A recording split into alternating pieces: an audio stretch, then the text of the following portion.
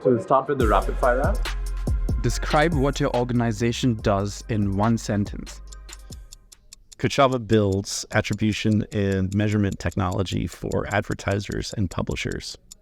How long does it take you to get ready in the mornings? I'm a pretty easy preparer. I am ready within 30 minutes. I always cook breakfast for the family, so that's usually what takes the majority of my time in the morning. Most valuable skill you've learned in life? Gosh. Patience and persistence. City in which the best kiss of your life happened? Newport Beach. How many speakers can you name at this conference?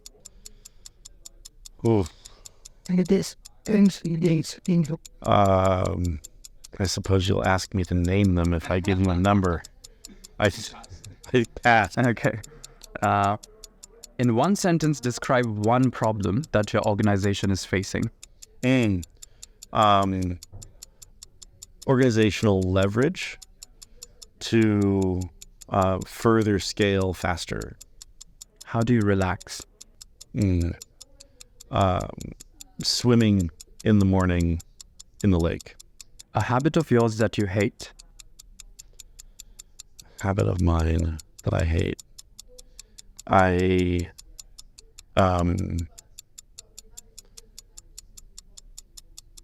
too critical when things aren't perfect. Work from home or work from office? Work from office. Most embarrassing moment of your life? Gosh. How many hours of sleep can you survive on? I typically sleep on 5 hours a night. Your favorite app? Probably, I'm pretty easy. Probably a combination of the feeds. So Facebook and LinkedIn. Biggest mistake of your career?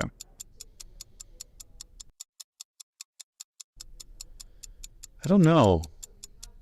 Biggest mistakes are often opportunities. I think I started my first company after being at Oracle for a couple of years. And sometimes I wonder if I should have stayed at Oracle for a few more years to learn more lessons. But I've always liked starting companies, so I can't imagine that scenario. So maybe not a mistake. First movie that comes to your mind when I say the word technology? Star Wars. How many cups of coffee do you drink in a day? More like how many pots? I probably drink a pot of coffee a day, maybe 4 cups. Favorite Netflix show? Favorite Netflix show? I don't know. Pass. All right. So that was the end of the rapid fire. So we're going to go for bigger questions. And these you can answer with as much ease as you like. What are your views on product management skills that one requires in the field of tech nowadays? That's an awesome question. Product management is, I believe, one of the most important roles in an organization. I think of product managers as miniature CEOs for their particular area of focus.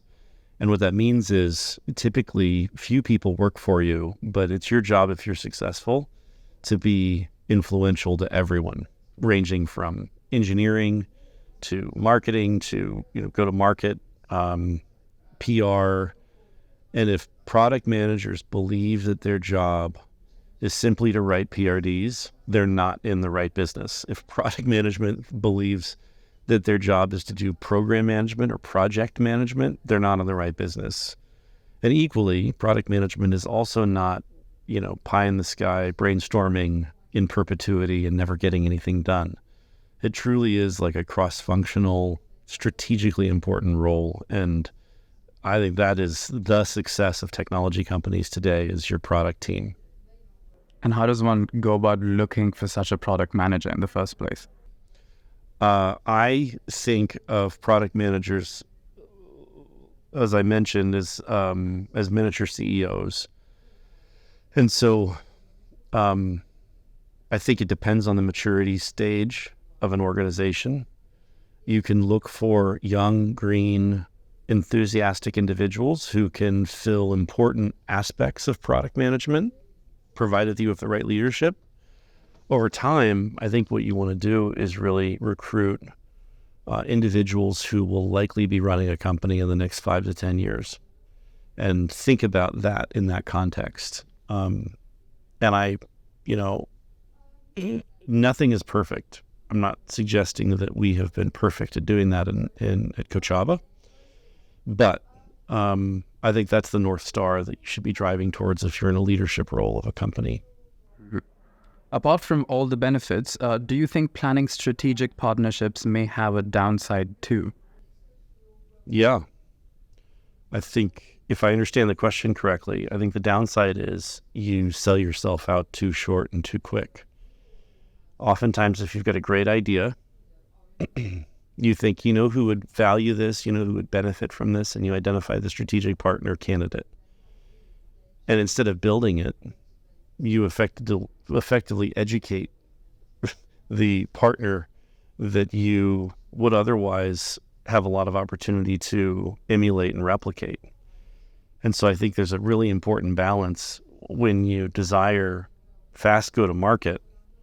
The tendency is to say, well, let's partner with this partner and they can help accelerate. But if you do it too early, then you don't actually give yourself the time to think through and to become pregnant with the vision and the passion for whatever that thing is without kind of handing off your baby to another partner.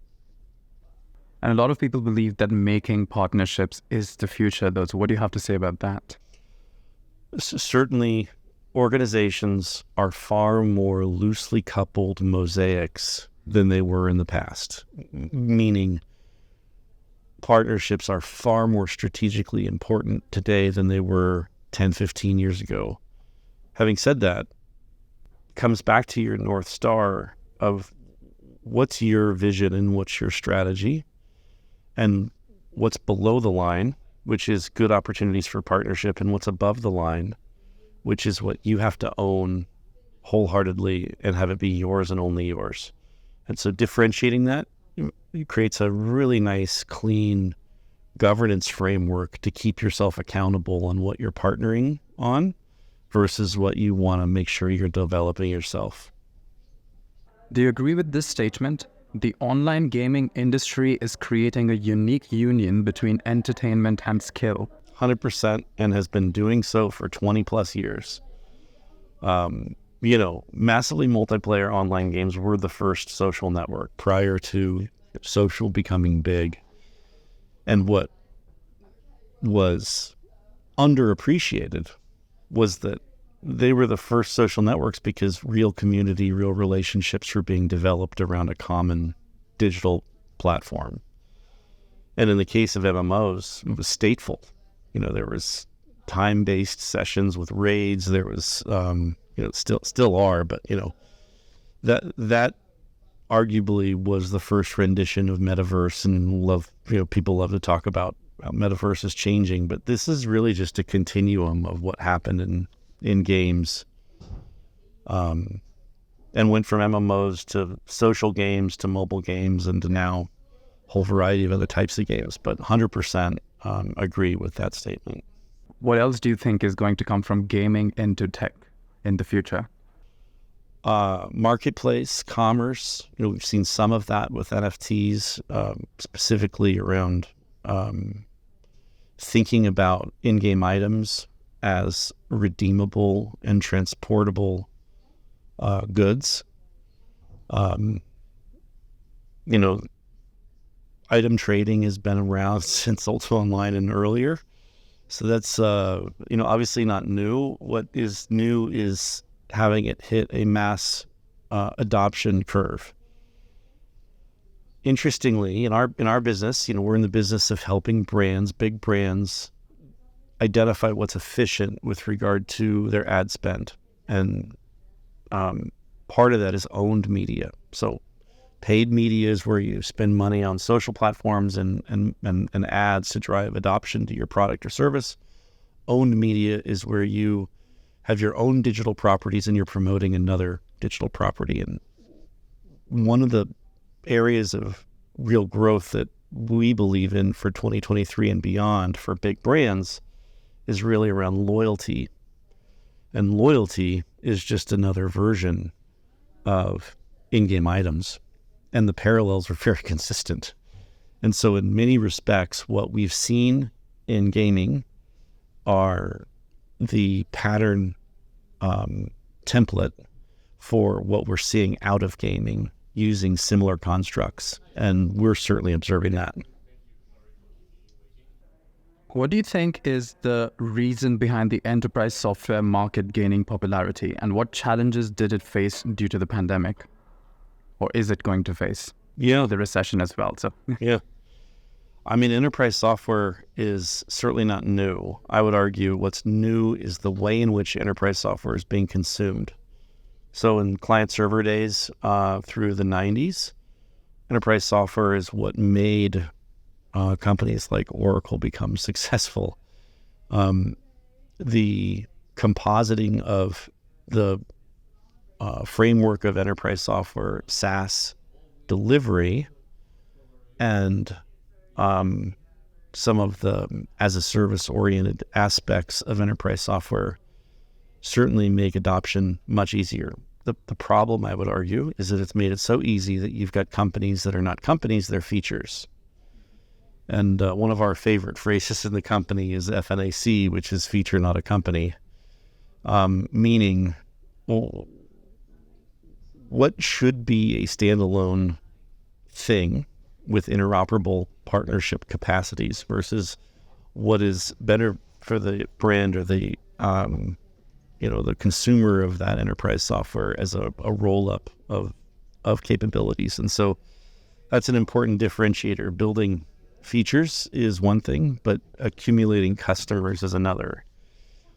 If you've got an advertiser, if you've got 10 startups and all of them want to sell into the Fortune 1000 customer base, they all have to replicate an SDR framework, a go-to-market framework, a mechanism to reach out and engage with those prospects. They all have to get DPA agreements. They have to get through legal. They have to go through an onboarding process. And if all 10 of those companies are relatively in the same category, they're going to be a company. And so the question is, who's going to get out first and really own the distribution channel with the customer? And the answer to that will be who the winner is for the category. So what do you think of the trend of micro SaaS? Like so many features turning into products and people thinking that that's going to be the future as well. Yeah. Well, as a company with several hundred employees, we have lots of tools, and I would argue we have more tools than we should have. But there will be an individual who thinks that tool is going to make them more successful, and they'll throw a credit card down that's below a threshold, and so they get started. And then it gets adopted, and maybe it uses, and it's got an integration strategy. Everything about your question is applicable, and you can see why that takes fire. But in a world where recession is looming, subscription management becomes really important. Our CFO is really looking at what tools are absolutely critical, what are we already getting from other scenarios, and we're tightening that belt. So, when times are heady and exciting, it's great to create a business that may be a micro SaaS offering.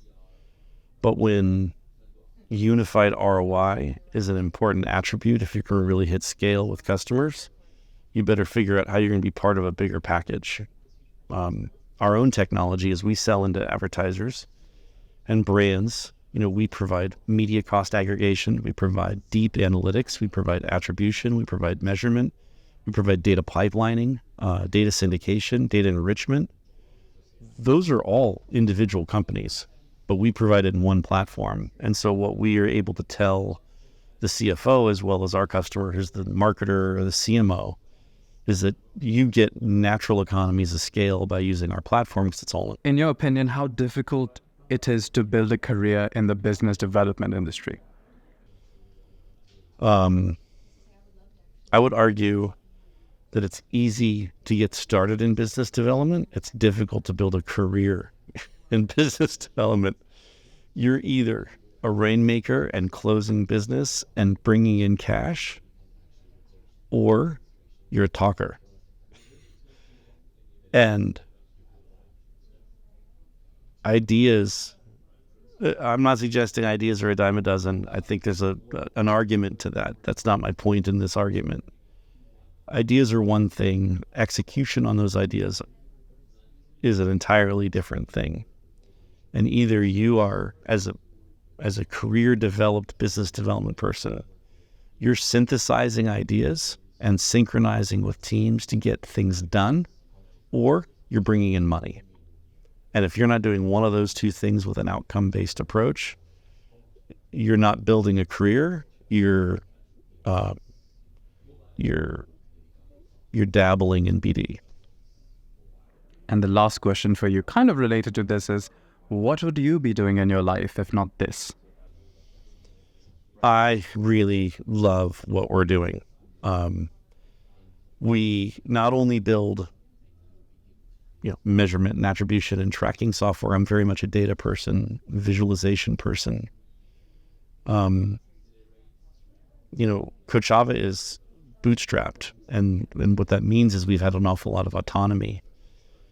We're not being told to stay in our lane by venture partners who are on our board who are telling us we're not allowed to deviate or think about other areas. We've ended up building a layer 1 blockchain technology. We have built a consent management framework that ended up being really beneficial to our brand customers. That's a separate whole category of business. We built a data business because our customers asked for it. And so to the question of what would I be doing, I'm satisfying my curiosity and desire to do lots of things because of the framework in which we're working and the kind of company we've built. There are times when I employ people on the team and bring people on the team, and they're not used to the autonomy of things and diverse activities that we're doing. They're used to working for a larger company where they work on one specific swim lane. And it concerns them and frustrates them that there are so many things that are going on. But for the right individual, it can be pretty special. So if I weren't doing this, I would probably be doing something just like it, having the same kind of expansive charter.